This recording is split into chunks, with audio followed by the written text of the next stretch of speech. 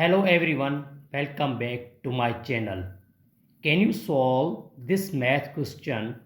Many people can solve this question by this wrong method. First they do 7 minus 5 gives us 2. Then 10 minus 7 gives us 3. And finally 3 times 2 gives us 6.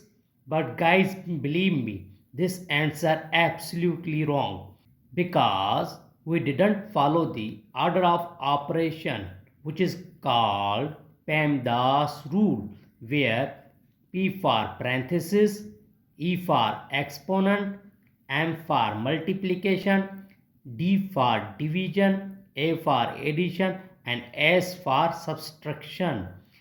Guys, multiplication and division have equal priority. Always work from left to right. Same rule applies addition and subtraction.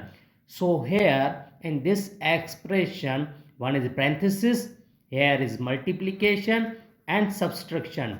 So we know that we follow the PEMDAS. So first we do parenthesis. Now here